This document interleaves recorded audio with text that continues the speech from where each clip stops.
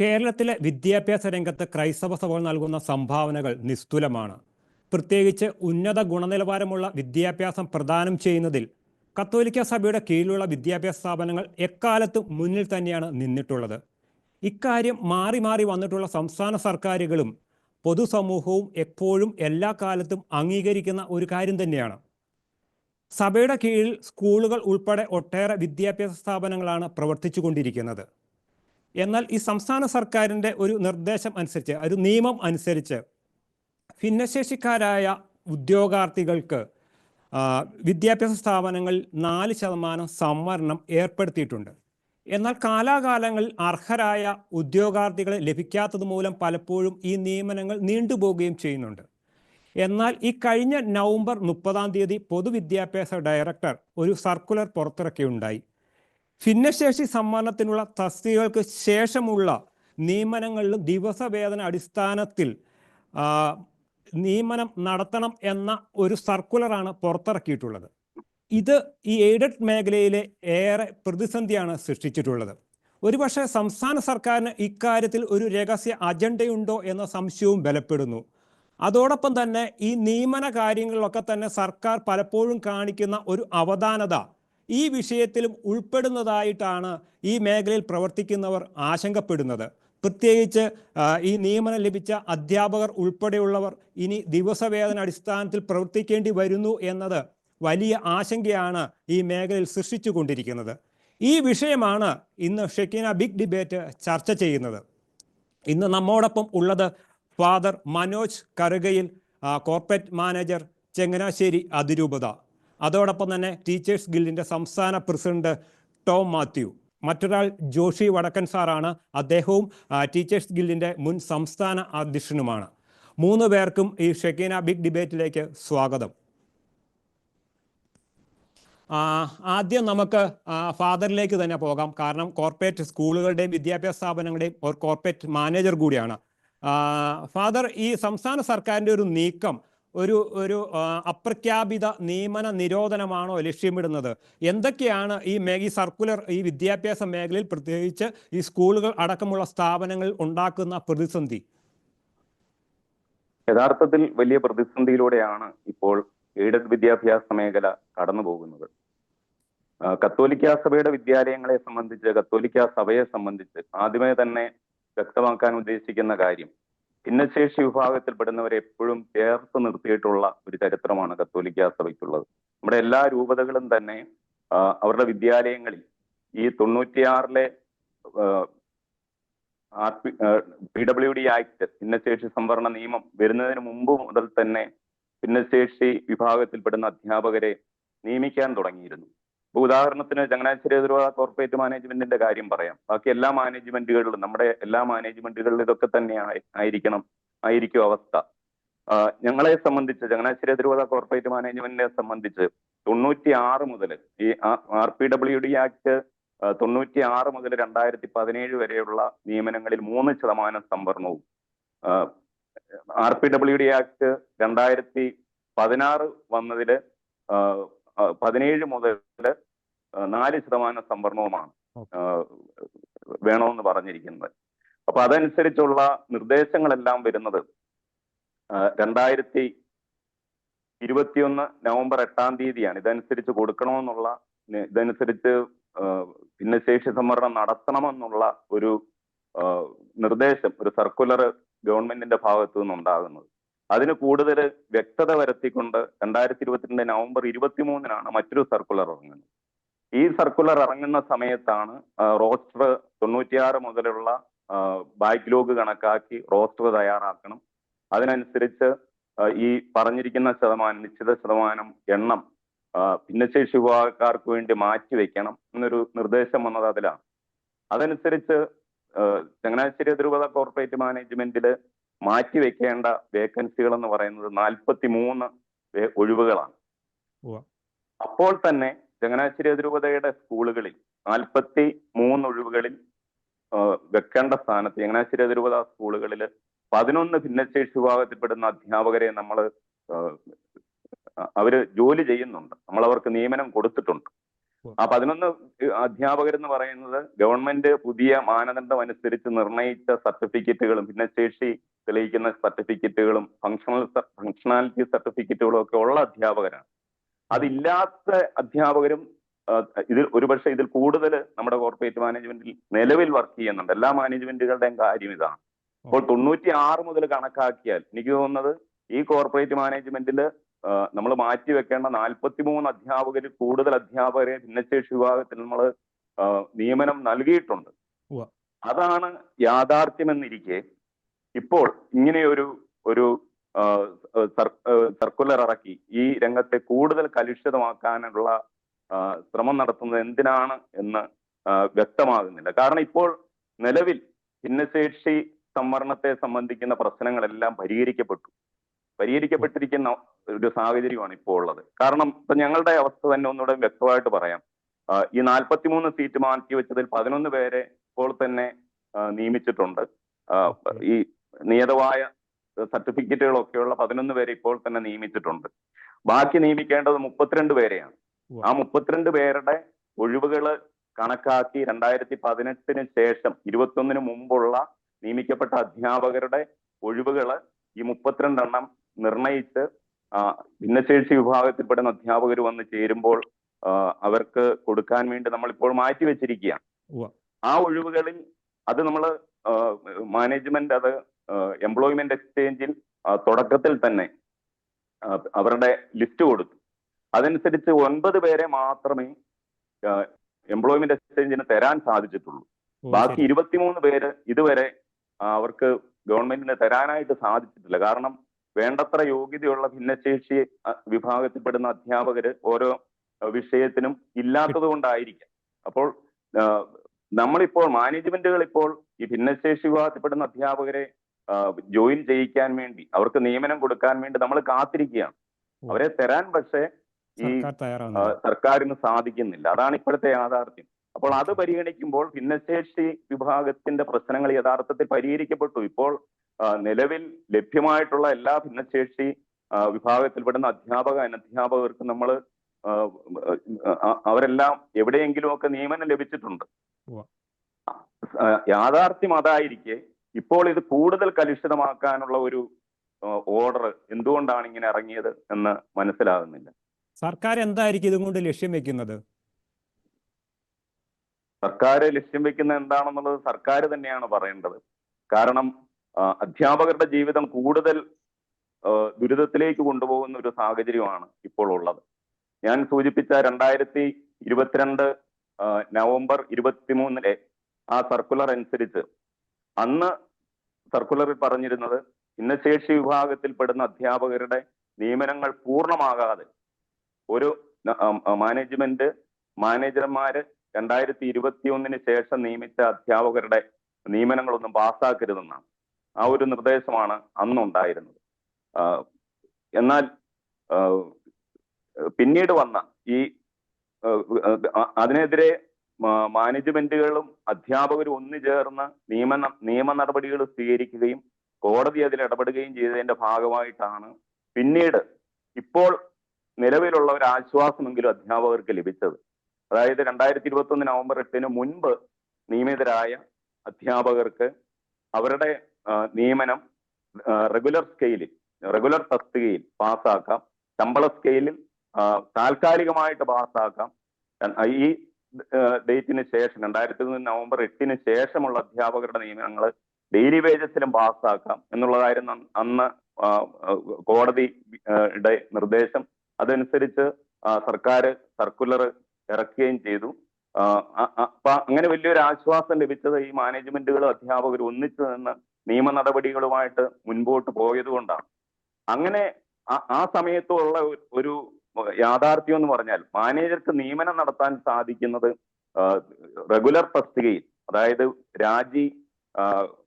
Retirement, മരണം ഇതുമൂലം ഉണ്ടാകുന്ന സ്ഥിര തസ്തികകളിൽ മാനേജർക്ക് AR അനുസരിച്ച് തന്നെ സ്ഥിര നിയമനമേ നടത്താൻ പാടുള്ളൂ. അങ്ങനെ സ്ഥിര നിയമനം നടത്തി കഴിയുമ്പോൾ സർക്കാർ ഈ പുതിയ നിർദ്ദേശം 2023 നവംബർ 23 വന്ന അതിനുശേഷം വന്ന ഈ കോടതി വിധിയുടെ പശ്ചാത്തലത്തിൽ വന്ന നിർദ്ദേശം അനുസരിച്ച് സർക്കാർ അത് ഡെയിലി വേജസിലെ ഈ ദിവസത്തിന് ശേഷമുള്ളവരുടെ പാസ്സാക്കുന്നുള്ളൂ. നമ്മൾ നിയമനം കൊടുക്കുന്നത് സ്ഥിര നിയമനമാണ്, മാനേജർ നിയമനം കൊടുക്കുന്ന സ്ഥിര നിയമനമാണ്. പക്ഷെ പാസ്സാക്കുന്നത് ഡെയിലി വേജസിലാണ് സർക്കാർ പാസ്സാക്കുന്നത്. ആ ഒരു സംവിധാനമാണ് നിലവിലുള്ളത്. അപ്പോഴുള്ള ഒരു അധ്യാപകർക്കുള്ള ഒരു അവകാശം എന്ന് പറഞ്ഞാൽ, ഭിന്നശേഷി വിഭാഗത്തിൽപ്പെടുന്ന അധ്യാപകരെല്ലാം ചേർന്ന് അവരുടെ പ്രശ്നങ്ങളെല്ലാം പരിഹരിക്കപ്പെട്ടു കഴിയുമ്പോൾ ആ ഒരു അവസ്ഥയിൽ ഇവരുടെ ഈ നിയമനങ്ങൾ റെഗുലറൈസ് ചെയ്യപ്പെടും എന്നാണ് ആ സർക്കുലറിൽ പറയുന്നത്. എന്നാൽ ഇപ്പോഴുള്ള ഈ പുതിയ സർക്കുലർ അനുസരിച്ച് മാനേജർ നിയമനം നൽകുന്നത് പോലും ഡെയിലി വേജസിലായിരിക്കണമെന്ന് പറയുമ്പോൾ അത് KER എതിരാണ്. കാരണം സ്ഥിര തസ്തികയിൽ ഡെയിലി വേജസിൽ നിയമനം നടത്താൻ KER വ്യവസ്ഥയില്ല. അങ്ങനെ മാനേജർ നിയമനം നടത്തി കഴിഞ്ഞാൽ നിയമനവും ഡെയിലി വേജസിലാകും, സർക്കാർ അത് പാസ്സാക്കുന്നതും ഡെയിലി വേജസിലാകുന്ന ഒരു പ്രത്യേക അവസ്ഥയാണ് സംജാതമാകുക. ഇപ്പൊ എത്ര വർഷം കഴിഞ്ഞാലും ഈ അധ്യാപകർക്ക് യാതൊരു ആനുകൂല്യങ്ങളും ലഭിക്കില്ല. ഇപ്പോൾ തന്നെ അവർക്ക് അവധിക്ക് അവകാശമില്ല, അവർക്ക് ഇൻക്രിമെന്റ് ഇല്ല, അവർക്ക് സർവീസ് ബുക്ക് പോലും ഓപ്പൺ ചെയ്യാനായിട്ട് സാധിക്കാത്ത അവസ്ഥയാണ്. ഇങ്ങനെ വളരെ പരിതാപകരമായ ഒരു അവസ്ഥയിലൂടെ നിലവിൽ തന്നെ കടന്നു പോകുമ്പോൾ അതിനെ കൂടുതൽ സങ്കീർണമാക്കുന്ന, അധ്യാപക നിയമനങ്ങളെല്ലാം പ്രതിസന്ധിയിലാക്കി ഈ രംഗത്ത് നിന്ന് മിടുക്കരായിട്ടുള്ളവരെ അവരെ പിന്മാറാൻ പ്രേരിപ്പിക്കുന്ന ഒരു സാഹചര്യമാണ് ഇപ്പോൾ നിലവിലുള്ളത്. അതുകൊണ്ട് ഈ വിദ്യാഭ്യാസ രംഗവുമായിട്ട് ബന്ധപ്പെട്ട എല്ലാവരും ഇതിനെക്കുറിച്ച് ചിന്തിക്കണം. കാരണം നമ്മളെല്ലാവരും അധ്യാപകരെ ദൈവതുല്യമായിട്ട് പരിഗണിക്കുന്ന ഒരു സംസ്കാരത്തിലാണ് നമ്മൾ ജീവിക്കുന്നത്. ഇപ്പോൾ അധ്യാപകരോട് ഈ രീതിയിൽ പെരുമാറുന്നതും അവരെ ഇങ്ങനെ ഒരു അവസ്ഥയിലൂടെ കടത്തിക്കൊണ്ട് പോകുന്നതും ഒക്കെ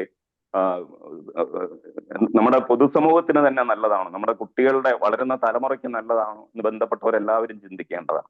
ഈ ഭിന്നശേഷിക്കാരുടെ പേരിൽ ഈ അധ്യാപക നിയമനങ്ങൾ ഇങ്ങനെ താൽക്കാലിക ദിവസവേതന അടിസ്ഥാനത്തിൽ നടത്തുന്നത് ഈ അധ്യാപകരുടെ ഇടയിൽ വലിയൊരു ആശങ്ക സൃഷ്ടിച്ചിട്ടില്ലേ? തീർച്ചയായിട്ടും അധ്യാപകരുടെ വലിയ ആശങ്ക സൃഷ്ടിച്ചിട്ടുണ്ട്. കാരണം അധ്യാപകർക്ക് സമൂഹം കൊടുക്കുന്ന ഒരു നിലയും വിലയുമുണ്ട്. ഒരാൾ അധ്യാപകനായിട്ട് നിയമിതനായി എന്നറിയുമ്പോൾ സമൂഹത്തിന് അവരിലൊരു പ്രതീക്ഷയുണ്ട്, കുടുംബത്തിൽ അവരിലൊരു പ്രതീക്ഷയുണ്ട്. പ്രത്യേകിച്ച് അവരുടെ നിയമനങ്ങൾ ഇങ്ങനെ ഡെയിലി വേജസിൽ മാത്രം പാസ്സാകുമ്പോൾ അവർ കടന്നു പോകുന്ന വലിയ പ്രശ്നങ്ങളുണ്ട്. ഒന്ന് സാമ്പത്തിക പ്രതിസന്ധി തന്നെയാണ്. ഇപ്പോൾ ഈ പ്രശ്നങ്ങളൊക്കെ നേരിടുന്ന അധ്യാപകര് താരതമ്യേന യുവാക്കളായിട്ടുള്ളവരാണ്. അപ്പൊ അവരുടെ വിവാഹമൊക്കെ ഒരു പക്ഷെ അടുത്ത കാലത്ത് കഴിഞ്ഞിട്ടേ ഉണ്ടായിരിക്കും. ഈ ഒരു ജോലിയുടെ പശ്ചാത്തലത്തിലായിരിക്കാം അവർക്ക് വിവാഹ ആലോചനകൾ വരുന്നതും അത് നടന്നതും ഒക്കെ. അപ്പൊ ആ ജോലിയിലുള്ള ഒരു അസ്ഥിരത, അവർക്ക് ആ ജോലിയിൽ നിന്ന് വേണ്ടത്ര സാലറി ലഭിക്കുന്നില്ല, ഡെയിലി വേജസ് മാത്രമേ ലഭിക്കുന്നുള്ളൂ എന്നൊക്കെ ഉള്ളത് ആ തരത്തിൽ വലിയൊരു അസ്വസ്ഥതയ്ക്ക് കാരണമാണ്. അതുപോലെ ലോൺ എടുത്തിരിക്കുന്ന അധ്യാപകർ ധാരാളമുണ്ട്. കാരണം ഒരു ജോലിയുണ്ട്, സമൂഹം നോക്കുമ്പോൾ അത് അധ്യാപകനാണ്, ജോലിയുണ്ട്, സമൂഹം പ്രതീക്ഷിക്കുന്ന ചില കാര്യങ്ങളുണ്ട്, അവർ എക്സ്പെക്ട് ചെയ്യുന്ന കാര്യങ്ങളുണ്ട്. അപ്പൊ അതനുസരിച്ച് ഈ അധ്യാപകൻ കാര്യങ്ങളെല്ലാം ചെയ്യണം, ഒരു സമൂഹത്തിൽ ജീവിക്കുന്ന ആളെന്ന രീതിയിലെല്ലാം ചെയ്യണം. അപ്പോൾ അതിനുവേണ്ടി വരുന്ന വലിയ ഭാരിച്ച ചുമതലകളൊക്കെ വഹിക്കാൻ വേണ്ടി പലപ്പോഴും സാമ്പത്തികമായിട്ടുള്ള വലിയ പ്രതിസന്ധികളിലേക്ക് പോകാം, കുടുംബപരമായിട്ടുള്ള കാര്യങ്ങൾ ചെയ്യാൻ ലോൺ എടുക്കേണ്ടി വരും. ഇതൊക്കെ അടച്ചു വീട്ടാനായിട്ട് നിവൃത്തിയില്ലാത്ത സാഹചര്യം ഉണ്ടാകാം. അതുപോലെ രോഗികളായ മാതാപിതാക്കളുള്ളവരുണ്ട്.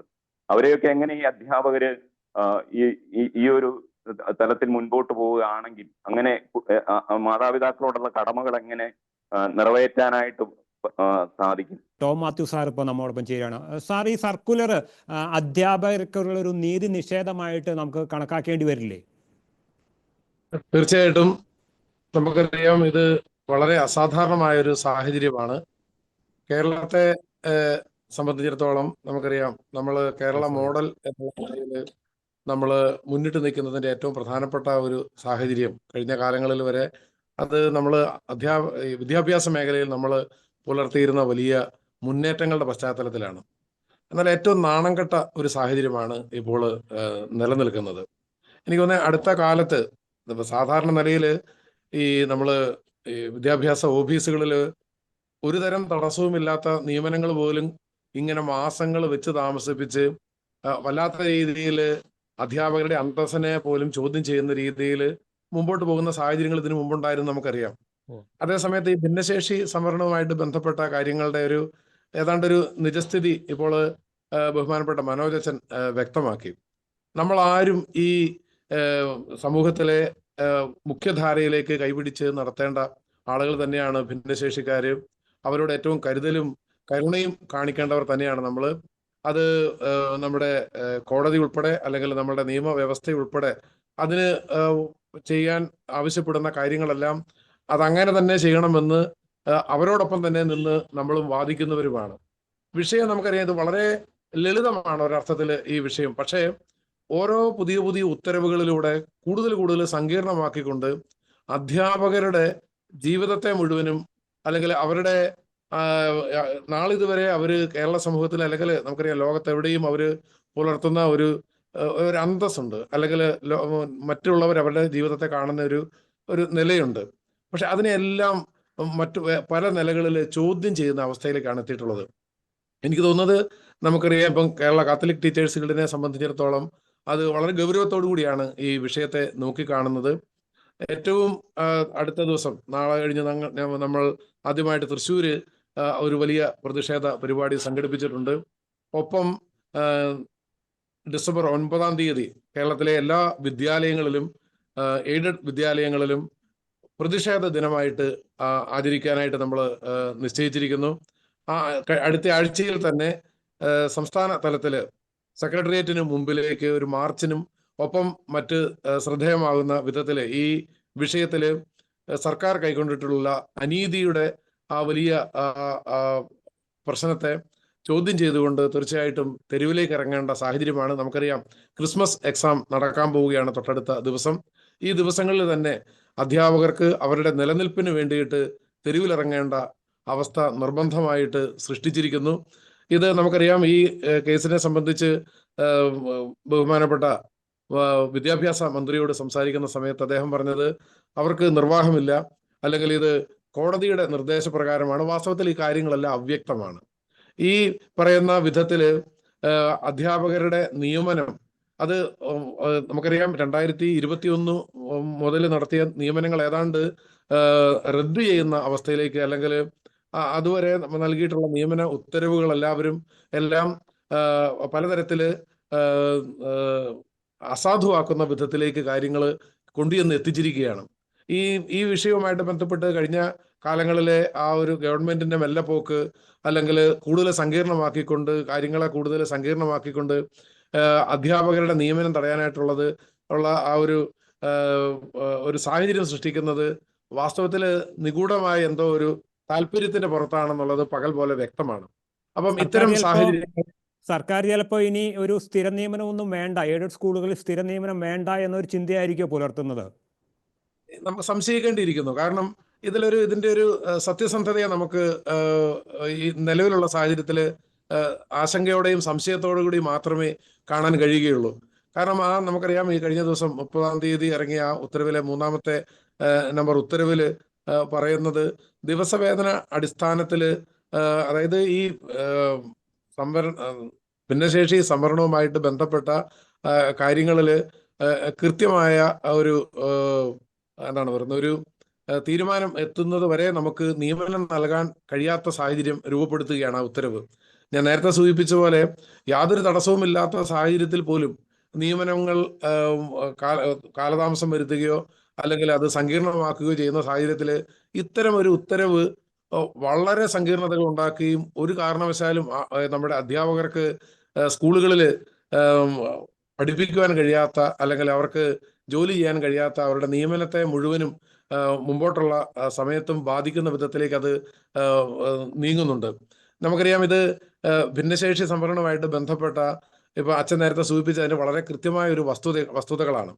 അവിടെ നമുക്ക് നിലവിൽ ഇനിയും നമ്മുടെ സ്കൂളുകളിൽ ഭിന്നശേഷി അധ്യാപകരെ നിയമിക്കാനായിട്ട് ഉള്ള അതിൻ്റെ ആ ഒരു ഡേറ്റയിൽ നിന്ന് നമുക്ക് ലഭ്യമല്ല എന്നുള്ളതാണ് യാഥാർത്ഥ്യം. അങ്ങനെ ഇരിക്കെ വീണ്ടും ഈ വിഷയം കൂടുതൽ സങ്കീർണമാക്കുന്നത് ഇതൊരു പിടിവള്ളിയായിട്ടോ അല്ലെങ്കിൽ ഇതൊരു ഉപകരണ യുക്തിയോ ഒക്കെ ഉപയോഗിച്ചുകൊണ്ട് ആളുകളെ എന്താണ് പറയുന്നത്, ഒരു പൊട്ടം കളിപ്പിക്കുക എന്നൊക്കെ നമ്മൾ നാട്ടുഭാഷയിൽ പറയുന്ന ഒരു തരത്തിലേക്കാണ് കാര്യങ്ങൾ പോകുന്നത്. അപ്പോൾ തീർച്ചയായിട്ടും ഗവൺമെന്റിന്റെ ആത്മാർത്ഥത സംശയാസ്പദമാണ്. അവർ ഈ കാര്യം തിരുത്തിക്കൊണ്ട് ഈ ഉത്തരവ് അടിയന്തരമായിട്ട് പിൻവലിക്കേണ്ടതുണ്ട്. അങ്ങനെ ചെയ്യുന്നില്ലെങ്കിൽ ശക്തമായ സമര പരിപാടികളുമായിട്ട് മുമ്പോട്ട് നീങ്ങേണ്ടി വരും. ഗവൺമെന്റിന്റെ കണ്ണ് തുറക്കുന്നത് വരെ നമുക്ക് പിന്തിരിയാനായിട്ട് കഴിയുകയില്ല. അധ്യാപക സമൂഹത്തോടൊപ്പം പ്രത്യേകിച്ച് ഈ നിയമന കുരുക്കിൽ പെട്ടുകിടക്കുന്ന അധ്യാപകരുടെ മുറവിളി, അവരുടെ ഒരു ഒരു ഒരു രോദനം നമുക്ക് കേരളത്തിന്റെ മനസാക്ഷിയുടേതുകൂടിയായി മാറേണ്ടതുണ്ട്. ഇത് നമ്മുടെ വിദ്യാഭ്യാസ മേഖലയെ സമൂലം തകർക്കുന്നതാണ്. നമുക്കറിയാം, നമ്മുടെ ഈ അധ്യാപകര് ശരിയായ മാനസികാവസ്ഥയിൽ അല്ലെങ്കിൽ അവരുടെ ചെയ്യുന്ന ജോലിക്ക് കൃത്യമായ വേണ്ടത്ര പ്രതിഫലം ലഭിക്കുന്നില്ല എങ്കിൽ അവരുടെ ജീവിതം എങ്ങനെയാണ് മുമ്പോട്ട് കൊണ്ടുപോവുക? എങ്ങനെയാണ് കാര്യങ്ങൾ ഭംഗിയായിട്ട് ഒരു സമൂഹം എന്നുള്ള നിലയിൽ നമുക്ക് എങ്ങനെയാണ് ഇത് നടപ്പിലാക്കാൻ കഴിയുക? നമുക്കറിയാം, പഴയൊരു നീതിയുണ്ട്. എന്താണ്? പാടത്ത് ജോലി, വരമ്പത്ത് കൂലി. ഇത് വാസ്തവത്തിൽ ഇത് ഇങ്ങനെ അനന്തമായിട്ട് നീണ്ടുപോകുന്നിടത്ത് നമുക്ക് വാസ്തവത്തിൽ ഒരു ഗതികെട്ട അവസ്ഥയിലൂടെയാണ് അധ്യാപക സമൂഹം കടന്നു പോകുന്നത്. ഗവൺമെന്റിന്റെ ഉത്തരവാദിത്വമാണ് ഇവിടുത്തെ കുട്ടികൾക്ക്, പ്രത്യേകിച്ച് നമുക്കറിയാം പൊതുവിദ്യാഭ്യാസ രംഗത്ത് നിൽക്കുന്ന കുട്ടികളാണ് ഈ അവസ്ഥയെ ഏറ്റവും രൂക്ഷമായിട്ട് നേരിട്ട് ബാധിക്കുന്നത്. ഇവരുടെ കാര്യത്തിൽ സാധാരണക്കാരായ കുട്ടികൾ പഠിക്കുന്ന സ്ഥാപനങ്ങളാണ് നമ്മുടേത്. ഇവരുടെ കാര്യത്തിൽ ഗവൺമെന്റിന് എന്ത് പ്രതിബദ്ധതയാണ് ഉള്ളത്? എന്ത് തരത്തിലുള്ള ഒരു ഭരണമാണ് ഇവിടെ നടപ്പിലാക്കുന്നത് എന്ന് നമുക്ക് വളരെ സങ്കടത്തോടെ നമുക്ക് കാണാൻ കഴിയുന്നുള്ളൂ. ഇത് തീർച്ചയായിട്ടും അപലപനീയമാണ്, പ്രതിഷേധാർഹമാണ്. ഇതിന് ശക്തമായ മറുപടികൾ നൽകി അധികാരികൾ ഈ വിഷയത്തിൽ കൃത്യമായ നിലപാടുകൾ സ്വീകരിച്ചുകൊണ്ട് നമ്മുടെ വിദ്യാഭ്യാസ സ്ഥാപനങ്ങൾ ഏറ്റവും ഭംഗിയായിട്ട് മുമ്പോട്ട് കൊണ്ടുപോകുന്നതിന് വേണ്ട ക്രമീകരണങ്ങൾ ഒരുക്കുവാനായിട്ട് തയ്യാറാകണമെന്നാണ് കാത്തലിക് ടീച്ചേഴ്സ് ഗിൽഡിന് വേണ്ടിയിട്ട് അഭ്യർത്ഥിക്കുവാനായിട്ടുള്ളത്. സാർ, ഞാൻ തിരിച്ചു വരാം. ഇപ്പോൾ നമ്മളോടൊപ്പം ഉള്ള കേരള കാത്തലിക് ടീച്ചേഴ്സ് ഗിൽഡിൻ്റെ മുൻ അധ്യക്ഷൻ കൂടിയായ ജോഷി വടക്കൻ സാറാണുള്ളത്. ജോഷി വടക്കൻ സാർ, ഈ ഒരു സർക്കാരിൻ്റെ ഒരു തീരുമാനം ഈ സ്കൂളുകളുടെ പ്രവർത്തനത്തെ എന്തെങ്കിലും തരത്തിൽ ബാധിച്ചിട്ടുണ്ടോ? തീർച്ചയായിട്ടും ഇത് കേരളത്തിലെ വിദ്യാലയങ്ങളെ പ്രതികൂലമായിട്ട് ബാധിക്കും. ഒരുപക്ഷെ പ്രത്യക്ഷമായിട്ട് ബാധിക്കുന്നത് നേരത്തെ പറഞ്ഞ ഈ താൽക്കാലിക അധ്യാപകരെ ആയിരിക്കാം എങ്കിൽ പോലും അതിന്റെ പ്രതിഫലനങ്ങൾ ഉണ്ടാകുന്നത് കേരളത്തിന്റെ പൊതുസമൂഹത്തിലാണ്. നാം മനസ്സിലാക്കേണ്ടത്, കേരളത്തിലെ കഴിഞ്ഞ ഒരു വർഷത്തെ കണക്ക് പരിശോധിക്കുമ്പോൾ ഏതാണ്ട് 33,26,573 കുട്ടികൾ എയ്ഡഡ് മേഖലയിലും ഗവൺമെന്റ് മേഖലയിലും പഠിക്കുന്നുണ്ടെങ്കിൽ അതിൽ 21 ലക്ഷത്തിൽ പരം കുട്ടികൾ പഠിക്കുന്നത് എയ്ഡഡ് മേഖലയിലാണ്. എന്ന് വെച്ചാൽ 65% പേരും കുട്ടികളും ആശ്രയിക്കുന്നത് കേരളത്തിലെ എയ്ഡഡ് വിദ്യാഭ്യാസ മേഖലയാണ്. അധ്യാപകരെ, സ്കൂളുകളെ സംബന്ധിച്ചിടത്തോളം ഏതാണ്ട് 11,900 പരം സ്കൂളുകൾ ഉള്ളതിൽ 4,693 വിദ്യാലയങ്ങളാണ് ഗവൺമെന്റ് മേഖലയിലുള്ളത്. പക്ഷേ എയ്ഡഡ് മേഖലയിൽ 7,216 വിദ്യാലയങ്ങളാണ്. എന്ന് വെച്ചാൽ 61% വിദ്യാലയങ്ങളും കേരളത്തിലെ എയ്ഡഡ് വിദ്യാഭ്യാസ മേഖലയിലാണ് പ്രവർത്തിക്കുന്നത്. അധ്യാപകരുടെ എണ്ണം പരിശോധിക്കുമ്പോഴും അങ്ങനെ തന്നെയാണ്. ഏതാണ്ട് 100,000-ഓളം 97,000 പരം അധ്യാപകർ കേരളത്തിലെ എയ്ഡഡ് വിദ്യാലയങ്ങളിൽ പഠിപ്പിക്കുമ്പോൾ ഏതാണ്ട് 40%-ഓളമാണ് ഗവൺമെന്റ് സെക്ടറിൽ അധ്യാപകർ പഠിപ്പിക്കുന്നത്. ഞാൻ സൂചിപ്പിച്ചത്, കേരളത്തിലെ പൊതുവിദ്യാഭ്യാസ മേഖലയ്ക്ക് ഏറ്റവും ശക്തമായ കരുത്തും പിന്തുണയും നൽകി വരുന്നത് കേരളത്തിലെ എയ്ഡഡ് വിദ്യാഭ്യാസ മേഖലയാണ്. എത്രയോ വർഷങ്ങളായി നാം കണ്ടുകൊണ്ടിരിക്കുന്ന എയ്ഡഡ് വിദ്യാഭ്യാസ മേഖലയുടെ ഗുണമേന്മയുടെ കാര്യത്തിലും നിലവാരത്തിന്റെ കാര്യത്തിലും വിട്ടുവീഴ്ചയില്ലാത്ത ഒരു നിലപാടുകൾ കേരളത്തിലെ എയ്ഡഡ് വിദ്യാലയങ്ങൾ ഉണ്ടായിട്ടുണ്ട്. നമ്മൾ കേരളത്തെ മാതൃകാ സംസ്ഥാനം എന്ന് പറയുന്നുണ്ട്. ഇത് കേരളത്തിന്റെ വിദ്യാഭ്യാസ രംഗം, കേരളത്തിന്റെ സാംസ്കാരിക രംഗം അത് ലോകോത്തരമാണെന്ന് പറയുമ്പോൾ അതിന്റെ പുറകിൽ പ്രവർത്തിച്ച ഒരുപാട് ശക്തികളുണ്ട്. പ്രത്യേകിച്ച് ക്രിസ്ത്യൻ മിഷണറിമാരുടെ സേവനം, സഭയുടെ സേവനം, സഭയുടെ എയ്ഡഡ് മേഖലയിലുള്ള സേവനങ്ങൾ, ഇത്തരം സേവനങ്ങളെ എല്ലാ കാലത്തും മാറി മാറി വരുന്ന സർക്കാരുകൾ അവഗണിക്കുന്നതാണ് നാം കണ്ടത്. അത് 1957 നാം കണ്ടിട്ടുണ്ട്, 1945 നാം കണ്ടിട്ടുണ്ട്, അതുപോലെ 2006 സ്വാശ്രയ വിദ്യാഭ്യാസ സമരകാലത്ത് കണ്ടിട്ടുണ്ട്, 1972 കോളേജ് സമര കാലഘട്ടങ്ങളിൽ കണ്ടിട്ടുണ്ട്. എയ്ഡഡ് വിദ്യാഭ്യാസ മേഖലയോട് പലപ്പോഴും മാറി മാറി വരുന്ന സർക്കാരുകൾ കാണിക്കുന്ന ഈ അസഹിഷ്ണുത മനോഭാവമാണ് ഇതിന്റെ ഒരു പ്രധാന കാരണം എന്നാണ് എനിക്ക് തോന്നുന്നത്. അതുകൊണ്ട് തന്നെ ഇത് കേരളത്തിലെ 16,000 പരം വരുന്ന അധ്യാപകരെ ബാധിക്കുന്ന ഒരു വിഷയമാണ്. മാത്രമല്ല, ഈ സർക്കുലർ സംസ്ഥാന സർക്കാർ ഇറക്കിയിരിക്കുന്ന സർക്കുലറുകൾ തന്നെ പരസ്പര വിരുദ്ധമാണ്. ഇക്കാര്യം പത്രമാധ്യമങ്ങൾ സൂചിപ്പിച്ചപ്പോൾ ബഹുമാനപ്പെട്ട മന്ത്രി പറഞ്ഞത് എന്താണ് അതിലത്തെ പരസ്പര വിരുദ്ധമായ കാര്യം എന്ന് പറയണം എന്നാണ് പറഞ്ഞത്. ഈ 30/11/2024 സർക്കുലറിൽ ഇതിൽ സൂചന 2 ആയി കൊടുത്തിട്ടുള്ളത് 2022 ബഹുമാനപ്പെട്ട കേരള ഹൈക്കോടതിയുടെ ഒരു വിധിന്യായത്തെ കുറിച്ചാണ് അതിൽ പരാമർശിക്കുന്നത്. പക്ഷേ അതിനു മുൻപ് 24/3/2023 ഈ സർക്കാരിന്റെ തന്നെ ഒരു ഉത്തരവുണ്ട്. ശ്രീ മുഹമ്മദ് ഹനീഷ് ഒപ്പുവെച്ചിട്ടുള്ള ആ സർക്കുലറിൽ 2023 ഒരു കോടതി വിധിയെ കുറിച്ച് പരാമർശിക്കുന്നുണ്ട്. ഈ ഉത്തരവിൽ പറയുന്ന ഒരു പ്രസക്തമായ കാര്യമുണ്ട്. ആ പ്രസക്തമായ ഈ ഉത്തരവിനനുസരിച്ചിട്ടാണ് കേരളത്തിലെ മാനേജർമാർ നിയമനം നടത്തിയത്. ഞാൻ ആ വരികൾ ഒന്ന് വായിക്കാം. 8/11/2021 ശേഷം ഉണ്ടായ ഒഴിവുകളിൽ ദിവസവേതനാടിസ്ഥാനത്തിൽ നിയമനം നൽകേണ്ടതും ഭിന്നശേഷി സംവരണം പാലിക്കപ്പെടുന്ന മുറയ്ക്ക് മറ്റു വിധത്തിൽ ക്രമപ്രകാരമാണെങ്കിൽ അത്തരം സ്കൂളുകളിൽ ദിവസവേതനാടിസ്ഥാനത്തിൽ തുടരുന്നവരെ അവരുടെ നിയമന തീയതി മുതൽ തന്നെ റെഗുലറായി ക്രമീകരിക്കാവുന്നതാണ് എന്ന് സർക്കാർ തന്നെ പറഞ്ഞിട്ടുണ്ട്. എന്ന് വെച്ചാൽ ഇവിടുത്തെ ഈ പ്രശ്നങ്ങൾ പരിഹരിക്കുമ്പോൾ അവരെ റെഗുലറായി പരിഗണിക്കാൻ നിയമന തീയതി മുതൽ പരിഗണിക്കുമെന്ന് പറഞ്ഞത് സർക്കാരിന്റെ തന്നെ പൊതുവിദ്യാഭ്യാസ വകുപ്പിന്റെ പ്രിൻസിപ്പൽ സെക്രട്ടറി ശ്രീ മുഹമ്മദ് ഹനീഷ് ഒപ്പുവെച്ച 24/3/2023 സർക്കുലറാണ്. ആ സർക്കുലറിന് വിരുദ്ധമായ ഉത്തരവാണ് ഇപ്പൊ 30/11/2024 ഇറക്കിയിരിക്കുന്നത്. ഈ 2023 സർക്കുലർ അനുസരിച്ചാണ് കേരളത്തിലെ എയ്ഡഡ് സ്കൂൾ മാനേജർമാർ നിയമനം നടത്തിയതും അധ്യാപകർ ഈ തസ്തികകൾ തെരഞ്ഞെടുത്തതും.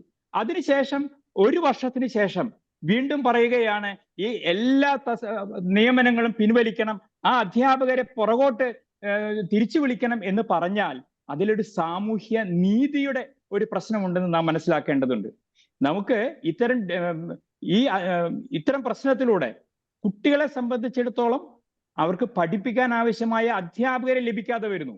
അവർക്ക് പഠിക്കാൻ ആവശ്യമായ അവരുടെ വിദ്യാഭ്യാസ അവകാശത്തെയാണ് സർക്കാർ ചോദ്യം ചെയ്യുന്നത്. അതുപോലെ തന്നെ അധ്യാപകരെ സംബന്ധിച്ചിടത്തോളവും അവരുടെ ജീവിതത്തെ തന്നെ ബാധിക്കുന്ന വളരെ നിർണായകമായ അല്ലെങ്കിൽ ഒരിക്കലും അംഗീകരിക്കാനാകാത്ത ഒരു ഉത്തരവാണ് സർക്കാരിന്റെ ഈ കാര്യത്തിൽ ഉണ്ടായിട്ടുള്ളത്. അത് സർക്കാർ അടിയന്തരമായിട്ട് പിൻവലിക്കേണ്ടതാണ്. കേരളത്തിലെ പൊതുവിദ്യാഭ്യാസ രംഗത്തെ ശാക്തീകരിക്കുന്നു എന്ന് ഒരു ഭാഗത്ത് പറയുകയും കേരളത്തിലെ പൊതുവിദ്യാഭ്യാസ രംഗത്തെ ശാക്തീകരണത്തെ പ്രതികൂലമായി ബാധിക്കുന്ന നിലപാടുകളുമായി മുന്നോട്ട് പോകുകയും ചെയ്യുന്നത് അത് കേരളത്തിന്റെ വിദ്യാഭ്യാസ മേഖലയെ പ്രതികൂലമായി ബാധിക്കും എന്ന കാര്യത്തിൽ തർക്കമില്ല.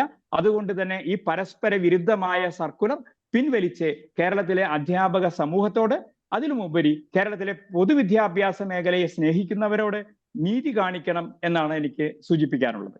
ഈ സർക്കാർ എന്തുകൊണ്ടായിരിക്കും ഈ അധ്യാപകരെ സ്ഥിരപ്പെടുത്തുന്നതിന് ഇത്തരത്തിലുള്ള ഒരു അവധാനത കാണിക്കുന്നത്? സർക്കാർ ഇക്കാര്യത്തിൽ എന്തുകൊണ്ടാണ് അവധാനത കാണിക്കുന്നതെന്ന് നമുക്ക് ആലോചിച്ചാൽ അറിയാം. ഒരുപക്ഷെ മറ്റു പല കാരണങ്ങൾ ഉണ്ടാകാം. സർക്കാരിന്റെ സാമ്പത്തിക പ്രതിസന്ധികൾ ഉൾപ്പെടെയുള്ള കാര്യങ്ങൾ ഉണ്ടായിരിക്കാം. പക്ഷേ അതോ സഭയോടുള്ള ഒരു അവഗണനയൊക്കെ ആയിട്ട് കണക്കാക്കാൻ പറ്റുമോ?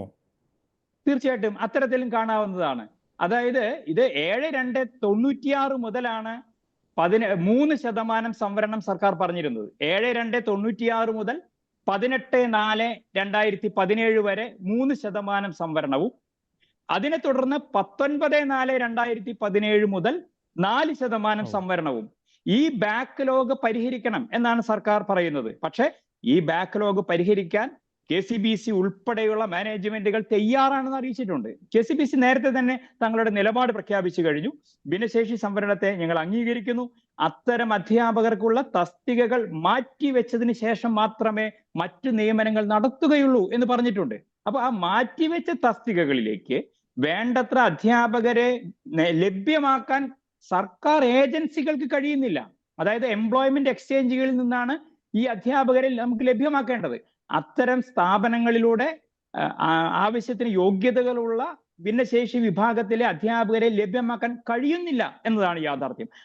അങ്ങനെ അപ്രകാരം അധ്യാപകരെ ലഭ്യമാകുന്നില്ല എന്നുള്ളത് കൊണ്ട് കേരളത്തിലെ മുഴുവൻ മാനേജ്മെന്റുകളും, കേരളത്തിലെ 2011 ശേഷമുള്ള മുഴുവൻ അധ്യാപകരും അതിനുവേണ്ടി ബലിയാടാക്കുന്ന ഒരു നിലപാട് അത് നമുക്ക് എത്ര ആലോചിച്ചിട്ടും മനസ്സിലാകാത്ത ഒരു കാര്യമാണ്. ഫാദർ, നമുക്കറിയാവുന്നതുപോലെ നമ്മുടെ കേരളത്തിലെ വിദ്യാർത്ഥികളൊക്കെ തന്നെ ഈ വിദേശത്തേക്ക് പഠനത്തിനൊക്കെയായി ചേക്കേറിക്കൊണ്ടിരിക്കുന്ന ഒരു കാലഘട്ടമാണ്. ഈ ഒരു സാഹചര്യത്തിൽ കേരളത്തിലെ എയ്ഡഡ് സ്കൂളുകളെ സംരക്ഷിക്കേണ്ട, അവർക്ക് പ്രോത്സാഹനം നൽകേണ്ട സർക്കാരുകൾ ഈ തരത്തിലുള്ള ഒരു അപ്രഖ്യാപിത നിയമന നിരോധനമാണോ ഈ സർക്കുലർ വഴി ലക്ഷ്യം വെക്കുന്നത്? അങ്ങനെ ആരെങ്കിലും സംശയം പ്രകടിപ്പിച്ചാൽ അതിനെ നമുക്ക് തള്ളിക്കളയാനാവില്ല. കാരണം ഇവിടെ സൂചിപ്പിക്കപ്പെട്ടതുപോലെ നിലവിൽ ഭിന്നശേഷി സംവരണവുമായിട്ട് ബന്ധപ്പെട്ട പ്രശ്നങ്ങൾ അവസാനിച്ചു. കാരണം യോഗ്യതയുള്ള എല്ലാ ഭിന്നശേഷി വിഭാഗത്തിൽപ്പെടുന്ന അനധ്യാപകർക്കും ഏതെങ്കിലും വിദ്യാലയങ്ങളിൽ, സ്ഥാപനങ്ങളിൽ ഇപ്പോൾ ജോലിയിലാണ് അവര്. അല്ലെങ്കിൽ എന്തുകൊണ്ടാണ് ഇപ്പോൾ മാനേജ്മെന്റുകൾ മാറ്റിവെച്ചിരിക്കുന്ന വേക്കൻസികളിലേക്ക് ഭിന്നശേഷി വിഭാഗത്തിൽപ്പെടുന്ന അധ്യാപകരെ നൽകാൻ സർക്കാർ സംവിധാനങ്ങൾക്ക് സാധിക്കാത്തത്?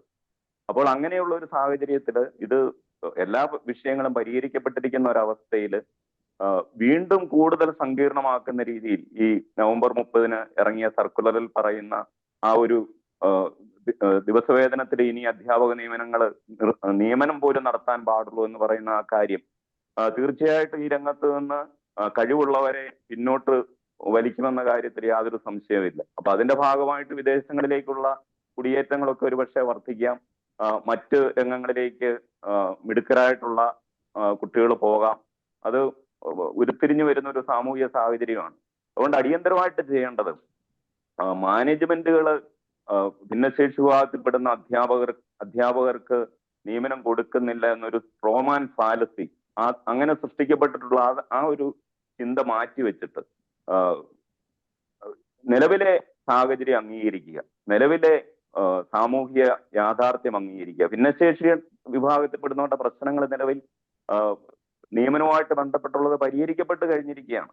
അപ്പൊ അതുകൊണ്ട് അത് അംഗീകരിച്ചുകൊണ്ട് എല്ലാ അധ്യാപകരുടെയും നിയമനങ്ങൾ റെഗുലറൈസ് ചെയ്യാനായിട്ടുള്ള നിയമ നടപടികളുമായിട്ട് സർക്കാരും ബന്ധപ്പെട്ടവരും മുൻപോട്ട് പോവുക, അതിനുള്ള കാര്യങ്ങൾ അടിയന്തരമായിട്ട് ചെയ്യുക. അങ്ങനെയാണെങ്കിൽ ഇവിടെ ജോഷി സാറും ടോം സാറും ഒക്കെ സൂചിപ്പിച്ചതുപോലെ നമുക്ക് കേരളത്തിന്റെ വിദ്യാഭ്യാസ മേഖലയെ തന്നെ തിളക്കമാർന്ന രീതിയിൽ കേരള മോഡൽ എന്ന വിഖ്യാതമായ രീതിയിലൊക്കെ നിലനിർത്തിക്കൊണ്ട് പോകാനായിട്ട് സാധിക്കത്തുള്ളൂ. അല്ലെങ്കിൽ ഈ കേരളത്തിലെ വിദ്യാഭ്യാസ രംഗം കൂടുതൽ പരിതാപകരമായ അവസ്ഥയിലേക്ക് പോകുമെന്ന കാര്യത്തിൽ സംശയമില്ല. കാരണം വലിയ പ്രതിസന്ധിയാണ് ഈ അവസാനത്തെ ഇതിനു മുമ്പ് തന്നെ പ്രതിസന്ധികളുണ്ട് ഈ സർക്കുലർ ഉണ്ടാക്കിയിരിക്കുന്നത്. കാരണം എയ്ഡഡ് സ്കൂളുകൾക്ക് ഹൈസ്കൂളുകളിലേക്ക് 43 ക്ലൈമൻസ് ആയിട്ടുള്ള അധ്യാപകരെ പ്രൊമോട്ട് ചെയ്ത് മാത്രമേ വെക്കാനായിട്ട് സാധിക്കത്തുള്ളൂ. നേരിട്ട് ഹൈസ്കൂളുകളിൽ HST ഹൈസ്കൂൾ അധ്യാപകരെ നിയമിക്കാനായിട്ട് സാധിക്കത്തില്ല. നേരിട്ട് ഓഫീസ് അറ്റൻഡന്റിനെ നിയമിക്കാൻ സാധിക്കത്തില്ല. നേരിട്ട് ക്ലർക്കുമാരെ നിയമിക്കാൻ സാധിക്കത്തില്ല. സർക്കാർ സ്കൂളുകൾക്ക് അതെല്ലാം സാധിക്കും. എയ്ഡഡ് സ്കൂളുകളോടുള്ള ഒരു വിവേചനം അതാണ്. നമുക്ക് പ്രൊമോട്ട് ചെയ്ത് മാത്രമേ നിയമിക്കാൻ സാധിക്കത്തുള്ളൂ. 2021 നവംബർ 8 മുമ്പുള്ള അധ്യാപകരുടെ നിയമനങ്ങൾ, മുമ്പ് നിയമിച്ച അധ്യാപകരുടെ നിയമനങ്ങൾ താൽക്കാലികമായിട്ട് ശമ്പള സ്കെയിലിൽ പാസ്സാക്കുമ്പോഴും അവർക്ക് ഈ 43 ക്ലെയിം ഇല്ല. അവർക്ക് പ്രൊമോഷൻ നൽകാൻ സാധിക്കത്തില്ല. അവർക്ക് ഇൻക്രിമെന്റ് നൽകാനായിട്ട് സാധിക്കത്തില്ല. അതുപോലെ അതിനുശേഷം നവംബർ 8 2021 നവംബർ 8 ശേഷം നിയമിക്കപ്പെട്ട അധ്യാപകർക്ക് ഈ അവകാശങ്ങൾ ഒന്നുമില്ല. അപ്പോൾ നമ്മൾ ഈ ഹൈസ്കൂളിൽ ഒരു ഒഴിവ് വരുമ്പോൾ മാനേജർ ആരെയാണ് നിയമിക്കേണ്ടത്? കാരണം ഈ അവകാശങ്ങളൊന്നും ഇല്ലാതെ നിൽക്കുന്ന അധ്യാപകരെ നിയമിച്ചു കഴിഞ്ഞാൽ സർക്കാർ പറയും, അല്ലെ വിദ്യാഭ്യാസ ഓഫീസർമാർ പറയും, അവർക്ക് ക്ലെയിം ഇല്ല, ക്ലെയിം ഇല്ലാത്തവരെ നിങ്ങൾ എങ്ങനെയാണ്, അവർ അവകാശികളല്ല, അവരെ നിങ്ങൾ എങ്ങനെയാണ് ഹൈസ്കൂളിലേക്ക് നിയമിക്കുന്നത്? അത് പറഞ്ഞാൽ നിയമനം തടസ്സപ്പെടുത്തും. ഇനി നമ്മൾ നേരിട്ട് നിയമിക്കാനായിട്ട് നമുക്ക് പ്രൊവിഷൻ ഇല്ല. നേരിട്ട് നിയമിക്കാനായിട്ട് സാധ്യതയില്ലാത്തത് കൊണ്ട് നമ്മൾ ആരെങ്കിലും നേരിട്ട് നിയമിച്ചാൽ പറയും, നേരത്തെ നിയമിച്ച അധ്യാപകർ ഇവിടെ നിൽക്കുമ്പോൾ നിങ്ങൾ എങ്ങനെയാണ് പുറത്തുനിന്ന് അധ്യാപകരെ നിയമിക്കുന്നത്? ഇങ്ങനെയുള്ള വലിയൊരു പ്രതിസന്ധി സ്കൂളുകളിൽ സൃഷ്ടിക്കുന്നു, അധ്യാപന രംഗത്ത് സൃഷ്ടിക്കുന്നു. അതുവഴി സംതൃപ്തിയോടെ ജോലി ചെയ്യാൻ സാധിക്കാത്ത ഒരു സ്ഥിതിയിലേക്ക് അധ്യാപകരെ എത്തിക്കുന്നു. വളരെ സങ്കടകരമായ ഒരവസ്ഥയിലേക്ക് വിദ്യാഭ്യാസ മേഖല പൊയ്ക്കൊണ്ടിരിക്കുകയാണ്. അതുകൊണ്ട് ഇനി ഇതിനെന്താണ് ഒരു പരിഹാരം? എന്താണ് സഭ ഉദ്ദേശിക്കുന്നത്? ഒരു പരിഹാരം എന്ന് പറയുന്നത് എന്താണ് സർക്കാരിന്റെ ഭാഗത്ത് ഉണ്ടാകേണ്ടത്?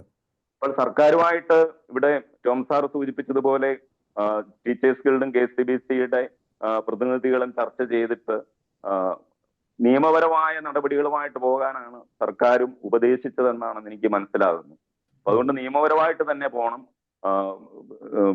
സുപ്രീം കോടതിയെ ഒരുപക്ഷെ ഇപ്പോഴത്തെ യാഥാർത്ഥ്യം ബോധ്യപ്പെടുത്താനായിട്ട് നമുക്ക് സാധിച്ചാൽ ഈ പ്രശ്നങ്ങളെല്ലാം സ്ഥായിയായിട്ട് പരിഹരിക്കപ്പെടും എന്നുള്ളതാണ് എൻ്റെ ഒരു വിശ്വാസം. പക്ഷെ അതിന് സർക്കാരിന്റെ പൂർണ്ണമായിട്ടുള്ള ഒരു സഹകരണം നമുക്ക് ഉണ്ടാകേണ്ടത് ആവശ്യമാണ്.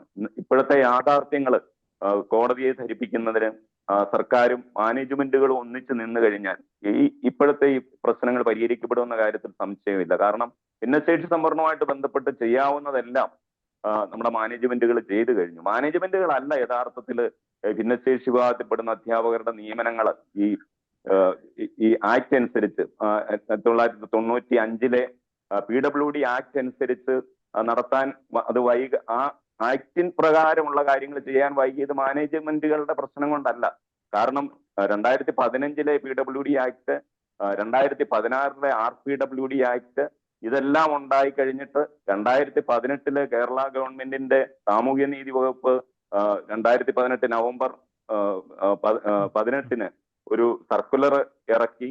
അതിനുശേഷവും കാത്തിരുന്ന് കഴിഞ്ഞ് കോടതി ഇടപെട്ടതിന് ശേഷമാണ് 2021 നവംബർ 8 സർക്കാർ വിദ്യാഭ്യാസ വകുപ്പ് ഇതുമായിട്ട് ബന്ധപ്പെട്ട നിർദ്ദേശങ്ങൾ മാനേജ്മെന്റുകൾക്ക് നൽകുന്നത്. അതിനുശേഷവും അപ്പോഴും വ്യക്തതയില്ല. ഇത്ര ശതമാനം വെച്ച് കൊടുക്കണമെന്നുള്ളത്, എങ്ങനെ കൊടുക്കണമെന്നുള്ള ഒരു ക്ലാരിറ്റി വന്നത് 2022 നവംബർ 23 ഇറങ്ങിയ സർക്കുലറിലാണ് കുറച്ചെങ്കിലും ക്ലാരിറ്റി വന്നത്. ആ സർക്കുലർ പ്രകാരമാണ് മാനേജ്മെന്റുകൾ ബാക്ക്ലോഗ് കണക്കാക്കി റോസ്റ്റർ തയ്യാറാക്കുന്നതും ഒക്കെ. അപ്പൊ ഇതിന്റെ നിർദ്ദേശം കൃത്യമായിട്ട് കിട്ടാതെ എങ്ങനെയാണ് മാനേജ്മെന്റുകൾക്ക് ചെയ്യാനായിട്ട് സാധിക്കുന്നത്? അപ്പൊ അതാണ് അതുകൊണ്ട് മാനേജ്മെന്റുകളല്ല ഇവിടുത്തെ ഈ ഒരു പ്രതിസന്ധിക്ക് കാരണം. അങ്ങനെ ഒരു ചിന്ത പൊതുസമൂഹത്തിൽ ഉണ്ടാക്കിയെടുക്കാൻ തൽപര കക്ഷികൾ ശ്രമിച്ചിട്ടുണ്ടെന്ന കാര്യത്തിൽ സംശയമില്ല. പക്ഷെ അതല്ല യാഥാർത്ഥ്യം. ഇപ്പോഴത്തെ യാഥാർത്ഥ്യം എന്ന് പറയുന്നത് ഭിന്നശേഷി വിഭാഗത്തിൽപ്പെടുന്ന അധ്യാപകരെല്ലാവരും, അധ്യാപകരെ വേണ്ടത്ര യോഗ്യതയുള്ളവര് എല്ലായിടത്തും നിയമിക്കപ്പെട്ട് കഴിഞ്ഞിട്ടുണ്ട്. അവരെ നമ്മൾ സഭ എപ്പോഴും ചേർത്ത് നിർത്തുന്നു. അവരെ ചേർത്ത് നിർത്തുന്നതിന്റെ ഭാഗമായിട്ടാണ് ഞാൻ ആദ്യം സൂചിപ്പിച്ചതുപോലെ എല്ലാ മാനേജ്മെന്റുകളും തന്നെ നേരത്തെ തന്നെ ഇവർക്ക് അപ്പോൾ നിയമനങ്ങൾ നൽകുന്നുണ്ടായിരുന്നു. ഒരിക്കലും ഒരു കോടതിയിൽ നമ്മൾ ഭിന്നശേഷി സംവരണത്തെ എതിർത്തിട്ടില്ല. നമ്മൾ മൈനോരിറ്റി അവകാശമുള്ള ഒരു സമൂഹമായിട്ട് പോലും മൈനോരിറ്റി റൈറ്റ് എന്ന് പറയുന്നത് സംവരണ തത്വങ്ങൾക്കൊക്കെ അതീതമാണ്. എന്നിട്ട് പോലും ഈ ഭിന്നശേഷി വിഭാഗത്തിൽപ്പെടുന്നവരുടെ സംവരണത്തെ നമ്മൾ നിയമപരമായിട്ട് ഒരിക്കലും ഒരു വേദിയിൽ നമ്മൾ എതിർത്തിട്ടില്ല. കാരണം അത് നമ്മുടെ സഭയുടെ ഒരു കാഴ്ചപ്പാടാണ്. ഇവരെ പൊതുസമൂഹത്തിന്റെ പൊതുധാരയിലേക്ക് ചേർത്ത് നിർത്തണമെന്നുള്ളത് ഒരു വിശാലമായ ഒരു കാഴ്ചപ്പാടാണ്. അപ്പൊ അതുമായിട്ട് സഭയുടെ മാനേജ്മെന്റുകളും ഒക്കെ മുൻപോട്ട് പോകുമ്പോൾ ആ ഒരു യാഥാർത്ഥ്യം കോടതികളെ ബോധ്യപ്പെടുത്തി അനുകൂലമായിട്ടുള്ള ഉത്തരവുകൾ നേടിയെടുത്താൽ ഈ പ്രതിസന്ധി പരിഹരിക്കാൻ സാധിക്കുമെന്നാണ് എൻ്റെ വിശ്വാസം. അച്ഛാ, ലൈനിൽ തുടരുക. ഇപ്പോൾ നമ്മോടൊപ്പം കേരള കാത്തലിക്സ് ടീച്ചേഴ്സ് ഗിൽഡിന്റെ സംസ്ഥാന പ്രസിഡന്റ് ടോം മാത്യു സാർ വീണ്ടും ചേരുകയാണ്. സാർ, ഈ എയ്ഡഡ് മേഖലയിലെ ഈ സ്ഥിര നിയമനങ്ങൾക്കൊക്കെ തടസ്സം നിൽക്കുന്നത് ആരാണ്? ഈ സർക്കാർ എന്തിനാണ് ഇങ്ങനെ തടസ്സം നിൽക്കുന്നത്?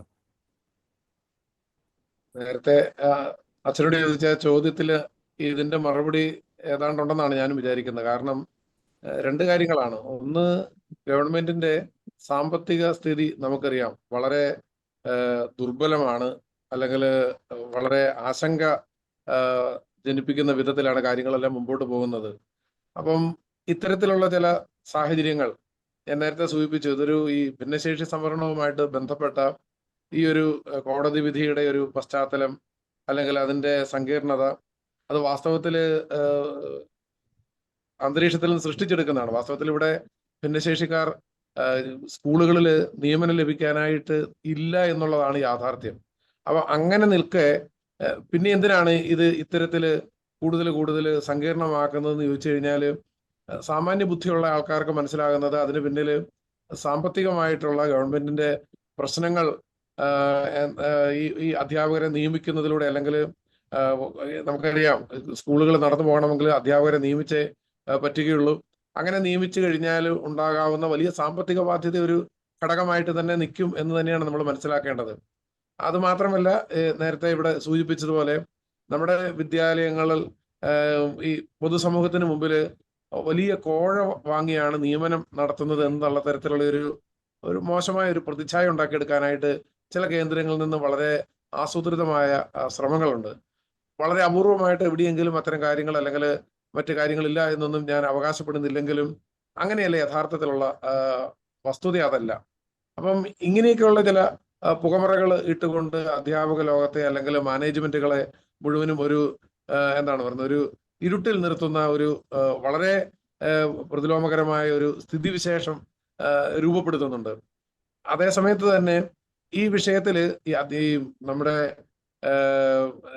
സംസ്ഥാനത്തെ സംബന്ധിച്ചിടത്തോളം ഭിന്നശേഷി സംവരണവുമായിട്ട് ബന്ധപ്പെട്ട കാര്യത്തിൽ എത്രയോ പ്രാവശ്യം ഇപ്പോൾ അത് ഈ നിയമനം നടത്തുന്ന അതിന്റെ ഏറ്റവും സുപ്രധാനമായ ഒരു റോളിൽ ഇരിക്കുന്ന ആളാണ് നമ്മുടെ മനോജ് ഉൾപ്പെടെയുള്ള ആൾക്കാർ. അപ്പൊ അവര് കൃത്യമായിട്ട് പറയുന്നു, ഞങ്ങൾ ഇതിനെതിരല്ല, ഭിന്നശേഷി സംവരണവുമായിട്ട് ബന്ധപ്പെട്ട നിയമനങ്ങൾക്ക് ഞങ്ങൾ എതിരല്ല. പക്ഷേ സാഹചര്യം മറ്റൊന്നാണ്. ഈ സാഹചര്യങ്ങൾ അറിയാൻ വയ്യാത്തവരാരാണ്? ഗവൺമെന്റിന് ഈ കാര്യങ്ങൾ അറിയത്തില്ലേ? അപ്പം ഇത് യഥാർത്ഥത്തിൽ ഇതിന്റെ പിന്നിലുള്ള ഗൂഢ താല്പര്യങ്ങളാണ് വാസ്തവത്തിൽ മുന്നിൽ നിന്ന് കാര്യങ്ങളെ കൂടുതൽ സങ്കീർണമാക്കിക്കൊണ്ടിരിക്കുന്നത്. അപ്പം അതുകൊണ്ട് അതുകൊണ്ടാണ് നമ്മുടെ ആശങ്ക വർദ്ധിക്കുന്നതും. അധ്യാപകരെ സംബന്ധിച്ചിടത്തോളം ഇപ്പോൾ ഈ കോടതി വിധിയുടെ ഒരു ഒരു പേരിൽ പറയുമ്പോഴും നേരത്തെ ജോഷി സാർ ഇവിടെ സൂചിപ്പിച്ച പോലെ ഈ ഗവൺമെന്റ് തന്നെ ഓർഡറുകൾ പല വിധത്തില് വിരുദ്ധമാണ്. അപ്പം ഈ ആദ്യമേ ഞാൻ സൂചിപ്പിച്ചൊരു കാര്യമുണ്ട്. അതായത് യാതൊരു വിധത്തിലുള്ള പ്രശ്നങ്ങളും ഇല്ലാത്ത സാഹചര്യത്തിൽ പോലും വിദ്യാഭ്യാസ ഓഫീസർമാര് അല്ലെങ്കിൽ അതില് ജോലി ചെയ്യുന്ന ആൾക്കാര് നിയമനങ്ങൾ എങ്ങനെ തടസ്സപ്പെടുത്താം എന്നതിൽ പലപ്പോഴും ഗവേഷണം നടത്തുന്നവരെ പോലെയാണ് നമുക്ക് പല കാലങ്ങളിലും തോന്നിയിട്ടുള്ളത്. അപ്പം ഇങ്ങനെ വൈരുദ്ധ്യം നിറഞ്ഞ ഓർഡറുകൾ പുറപ്പെടുവിക്കും തോറും അത് കൂടുതൽ സങ്കീർണമാവുകയാണ്. വാസ്തവത്തിലെ ഈ ശവപ്പെട്ടിയിലെ അവസാനത്തെ ആണി എന്ന് പറയുന്ന വിധത്തിലാണ് ഈ നവംബർ 30 വന്നിട്ടുള്ള പുതിയ ഉത്തരവ്. അപ്പൊ ആ ഉത്തരവ് പിൻവലിക്കുക മാത്രമാണ് അധ്യാപകരുടെ മുമ്പിലുള്ള ഏക വഴി. സ്വാഭാവികമായിട്ട് നിയമ നടപടികളുമായിട്ട് മുമ്പോട്ട് നമുക്ക് പോകാതിരിക്കാൻ കഴിയില്ല. ഒപ്പം ഗവൺമെന്റിന്റെ കണ്ണു തുറപ്പിക്കുവാൻ ഈ കേരളത്തിന്റെ മനസാക്ഷിയുടെ സ്വരം നേരത്തെ സൂചിപ്പിച്ച പോലെ നമ്മൾ കാര്യക്ഷമമായിട്ട് ഏറ്റവും കൃത്യമായിട്ട് പ്രവർത്തിക്കുമ്പോൾ മാത്രമാണ് ഒരു സമൂഹം എന്നുള്ള നിലയിൽ നമുക്ക് ഏതെങ്കിലും വിധത്തിൽ മുമ്പോട്ട് പോകുവാനായിട്ട് ഒരു പുരോഗമനപരമായിട്ട് മുമ്പോട്ട് പോകുവാൻ കഴിയുക. അപ്പം അവിടെയെല്ലാം ചില ഒരു തടസ്സങ്ങൾ സൃഷ്ടിക്കുന്ന ഈ കാര്യങ്ങൾ ഒരു കാരണവശാലും അംഗീകരിക്കപ്പെടുന്നില്ല. അത് അംഗീകരിക്കാനും കഴിയുകയില്ല.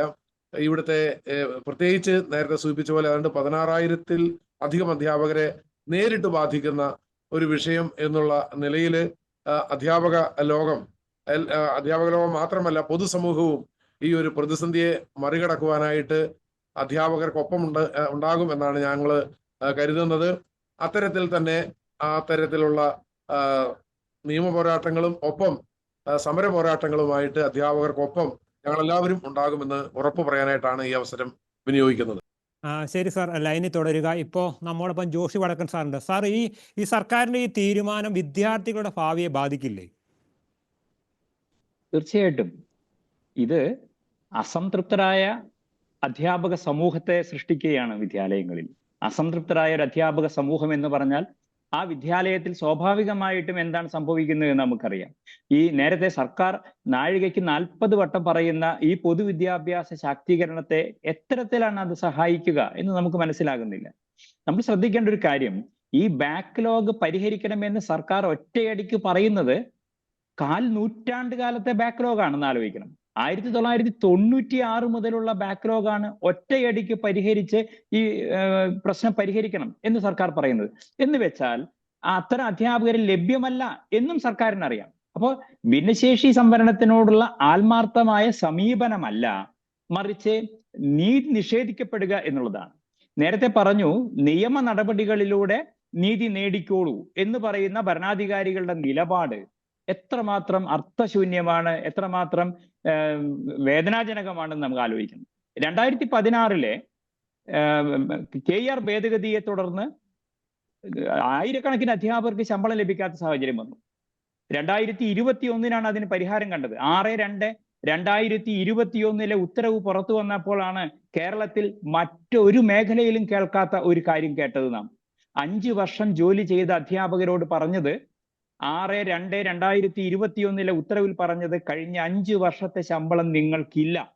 നിങ്ങളുടെ നിയമനം സാങ്കല്പികമായി അംഗീകരിച്ചിരിക്കുന്നു, നോഷണലായി അംഗീകരിച്ചിരിക്കുന്നു എന്നാണ് പറയുന്നത്. കേരളത്തിലെ വേറെ ഏതെങ്കിലും ഒരു സേവന മേഖലയിലോ തൊഴിൽ മേഖലയിലോ നമ്മൾ ആരും ഇത് കേട്ടിട്ടുണ്ടാവില്ല.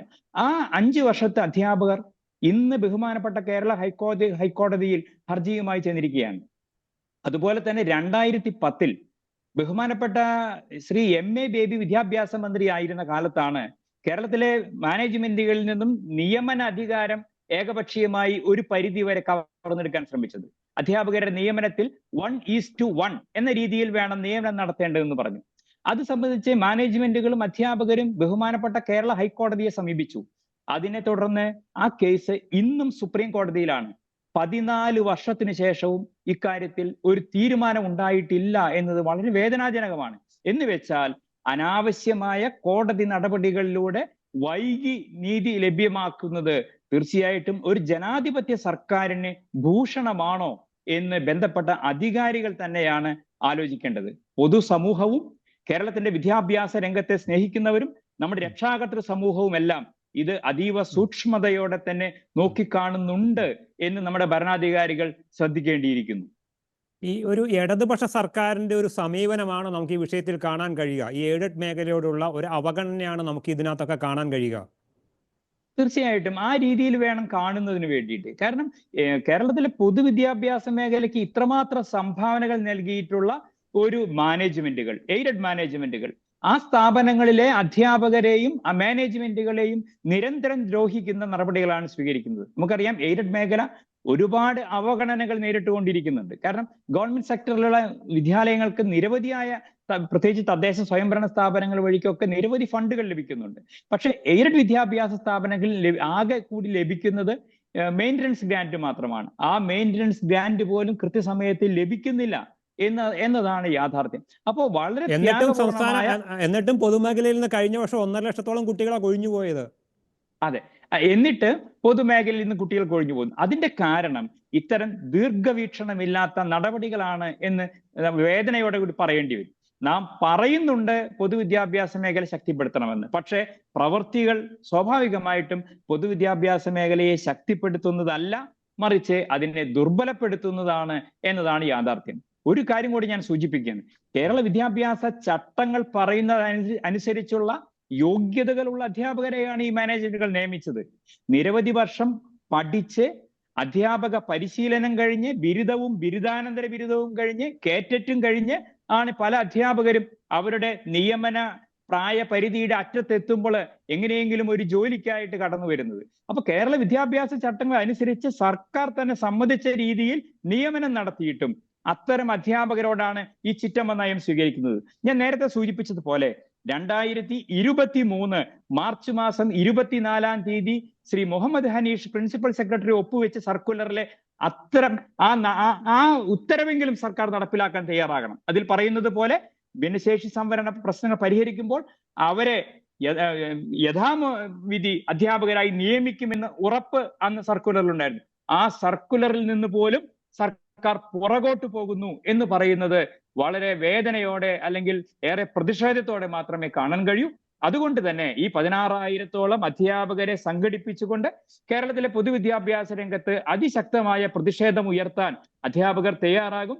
ഇന്ന് തന്നെ KCBC-യുടെ ആദരണീയനായ അധ്യക്ഷൻ ബെസേലിയോസ് ക്ലീമിസ് കാതോലിക്ക ബാവ തിരുമേനി പറഞ്ഞു കഴിഞ്ഞു. ഇതിൽ ശക്തമായ പ്രതികരണം മാനേജ്മെന്റുകളുടെയും അധ്യാപകരുടെയും ഭാഗത്തു നിന്ന് ഉണ്ടാകും എന്ന് പ്രഖ്യാപിച്ചു കഴിഞ്ഞു.